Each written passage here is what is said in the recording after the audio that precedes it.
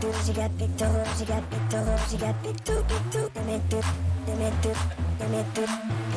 l'avez reconnu, il laisse personne indifférent et on est très heureux de recevoir ce matin Bilal Hassani. Bonjour Bilal. Bonjour. Bienvenue dans Télématin. Vous venez de sortir un nouvel album, Glitter Sleaze Utopia. Enfin, on dit mixtape. Exactement. Parce qu'il y a 10 titres.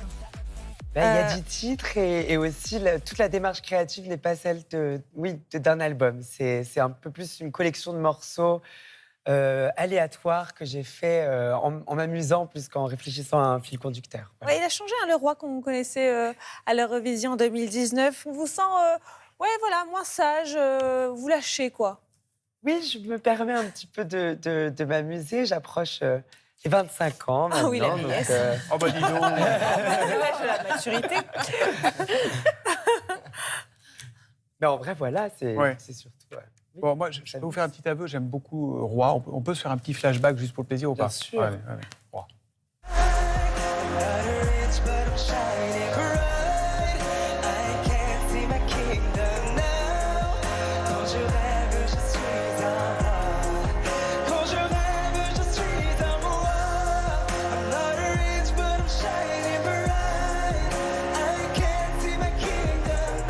Bon, et maintenant, on va se mettre dans l'ambiance de votre nouvel album, donc de Glitter Sleaze Utopia.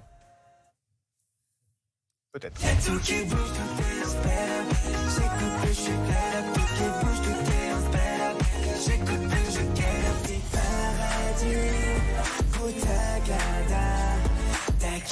On peut parler d'un changement de style assez radical. Pourquoi ce changement?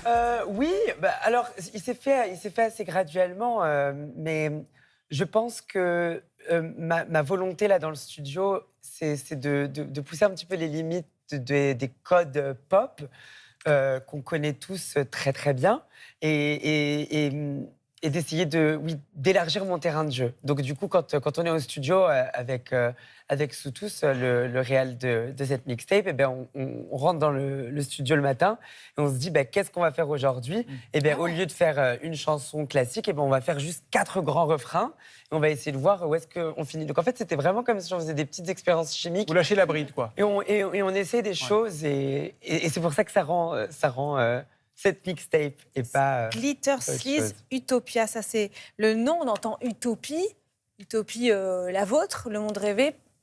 Vous dites, je m'interdis rien, mais vous vous interdisez rien normalement, Bilal? Non, jamais. Mais oui, dans cette... C'est quoi l'utopie? L'utopie, c'est la bulle quand même, parce que j'estime que le monde dans lequel on vit, il est énergétiquement assez tendu. Il se passe beaucoup de choses. Et je pense que ma génération a besoin de cette bulle un petit peu. Et on se la crée avec un livre qu'on lit, on se la crée avec un film confort. Et moi, je la fabrique quand j'écris des chansons comme ça qui me permettent un peu de m'échapper, oui. Si cet album vient de sortir maintenant en plein mois de juin, c'est parce que c'est le mois des fiertés, pour rappeler le combat pour le droit des LGBT. Vous en avez pris plein la figure, vous, à ce sujet déjà dans votre jeune carrière. Quel est le combat qui reste à gagner aujourd'hui? J'ai plus de combat à gagner. Je ne me bats contre personne. Vous êtes apaisé? Moi, je suis très apaisée. Ouais. J'ai toujours été relativement apaisée. Après, on venait secouer ma petite cabane. Mais moi, je suis toujours restée à l'intérieur avec ma tisane et mon petit livre. Comment ça, on venait secouer votre petite cabane? Évidemment que ma présence a été... Il m'énerve. Oh, je pose une question. Mais oui, voilà, il y a eu beaucoup de réactions. Je pense que j'ai été assez clivant quand je me suis introduit en France avec Roi. Vous avez été beaucoup critiqué? Ah oui, certes, mais aussi beaucoup soutenu. Et avec cette mixtape, en fait, je dis aussi merci à une communauté, à la communauté LGBTQIA+, qui se bat au quotidien pour maintenir leurs droits, leur identité.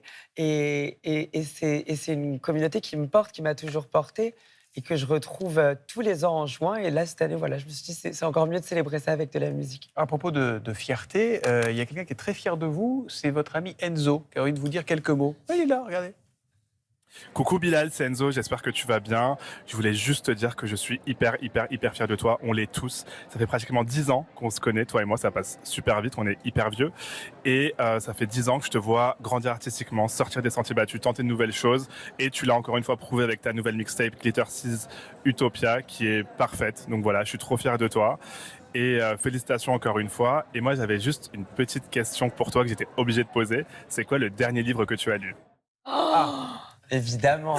Enzo, qui est mon meilleur ami et qui est un grand lecteur. Voilà, sur les réseaux sociaux, il s'appelle Enzo Reads. Et alors, c'est quoi le livre? Le dernier livre que j'ai lu, il s'appelle Wolf Song de TJ Klune. Et ça parle de loup-garou adolescent. C'est un peu un Twilight queer moderne. D'accord. Voilà. Il a eu le temps que je rapproche les wagons. Et vos perruques, alors? Vous avez une passion pour les perruques? Déjà, vous en avez combien? En réalité, je ne les conserve pas si longtemps que ça. Dans le temps, moi, j'aime bien les offrir, les donner à des assos la plupart du temps quand j'ai fini d'en porter une au bout d'1 an, 2 ans. Donc là, actuellement, je dois en avoir une petite dizaine, un truc comme ça. Et 9h20, il paraît que vous êtes arrivé à 7h du matin ici Arrivé à 7h. pour vous préparer. Wow. Debout 5h50. Vous savez, vous leur donnez un petit nom à vos perruques ou pas? Plus maintenant. Non? Non, c'est fini.